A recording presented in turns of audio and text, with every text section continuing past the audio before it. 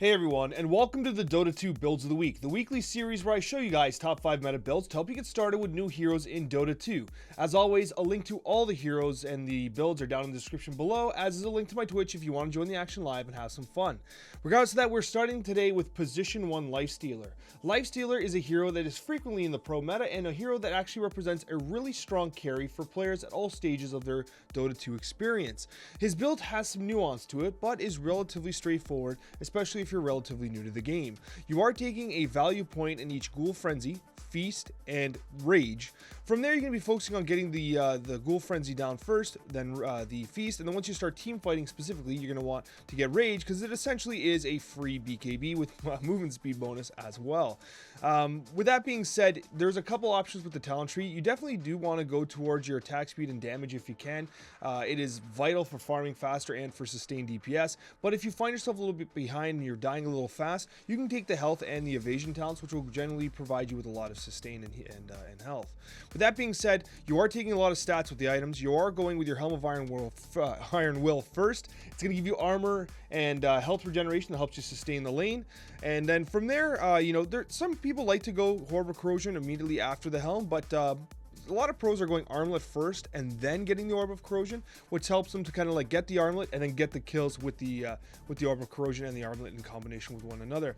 Phase Boots is the boots of choice for Lifestealer. Into Sanjin Yasha. Sanjin Yasha gives him everything he wants, the added attack speed from the agility, status resistance, he gets lifesteal amplification, strength, of course, he's a strength hero. It's an absolutely fantastic item. Alternatively, you can do a Heaven's Halberd if you want that added survivability and the disarm effect. From there, Deso, Skullbasher, and a Eye of Skadi to finish it off. Overall, Lifestealer is one of those heroes that has a tremendous impact on the late game, of true late game carry, and a hero that has a very straightforward playstyle, especially if you're relatively new to Dota and the carry position. Now here's a guy we don't talk about very often. Sniper is one of those heroes that I know a lot of new players love and is super popular at low MMRs and it just kind of disappears at high MMR. The reason for this is because Sniper is one of those heroes that just is not particularly strong right now, but in the right capable hands, he can have an impact on the game. With that being said, I know a lot of new players like playing Sniper, but be aware that he is very easy to punish because he has almost no mobility and can be, if you get caught out of position, you're just dead. Regardless of that, here is the build that a lot of high MMR players are playing as mid-sniper when they take that opportunity. They are going towards early point and headshot just to give them a little bit of harass and last hit potential. I mean, you can't really bank on it for last hits, but it gives you that added harass potential. And then you're taking Shrapnel. You're going to be focusing on taking Shrapnel so that you can kind of farm and clear the wave and then take the small camp as well. That is kind of the advantage of mid-sniper. You can take the wave very quickly, create pressure under their tower, and then you take the small camp as well. And then you focus in on take aim.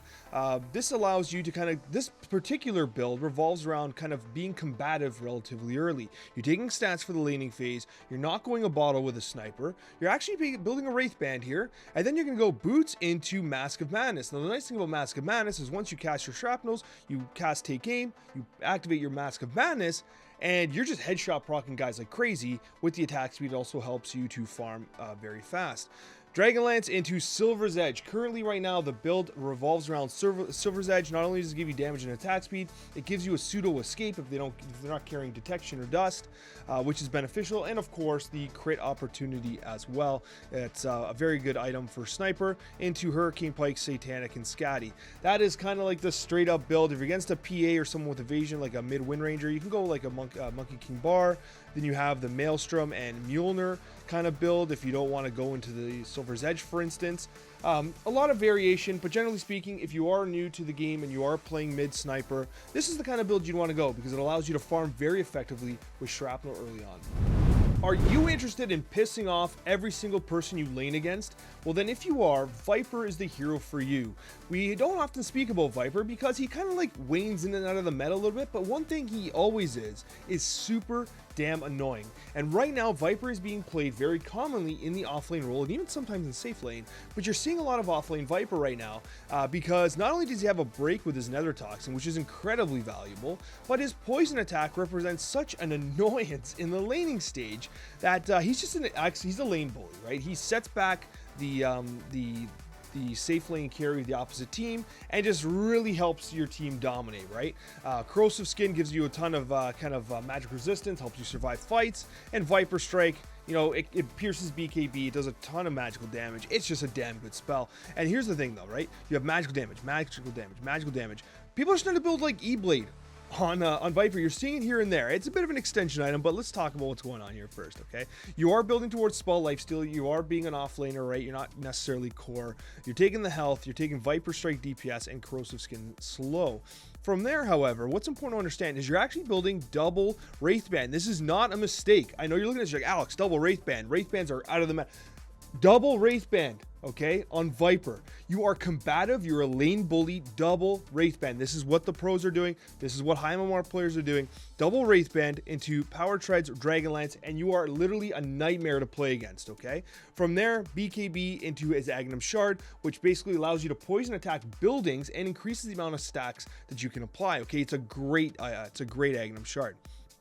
Once you are completed these items, basically what most pros are doing is you're taking one of the team fight items in Assault Cuirass or Shiva's Guard. Team fight like aura items, okay? One of these. Pick either AC or Shiva's Guard. And then from there you finish your eggs, which is going to increase the power of your Viper Strike. And then from there you're pretty much usually done the game and you can just kind of decide. Gleipnir being very popular for the lockdown and control and also keeping people in Nether Toxin. But it's up to you. But right now he's being played as an offlane bully, and I tell you, it is a ton of fun. You got to try it out. If you're the kind of player that just feeds nonstop and you want to stop feeding, well, you know what? You're probably not going to. You're probably going to keep feeding like the rest of us. But the honest truth is, there's heroes that you can just feed mercilessly with and not really get reported for. And Clockwerk is one of them. Clockwerk loves feeding because if you're feeding, you're probably doing your job to some certain extent. Regardless, here is a Clockwerk build. Clockwerk is all about getting into the middle of the fight, setting up kills for your teams, and then dying and then coming back. Okay? Clockwerk. You're going battery assault, right? You want to be stunning, doing damage, and then power cogs. Right at level 2, you get a power spike where, like, if the enemy's out of position, you run up to them, you power cogs, battery assault, and then your ally and you just kill the guy, right? It's that simple, right? You're going to be position 4, and you are basically immediate kill potential, especially at level 3 when battery assault gets it more than doubles in damage, right? It's incredible. Consistent mana requirement, by the way. Rocket Flare level 4, which is fine, and then from there, right, I mean, these are all support tier kind of talents, pretty straightforward. Starting items, you can go tangos into boots. Like if you go tango brown boots, it lets you set up your power cogs and battery assault better because you're just faster, right?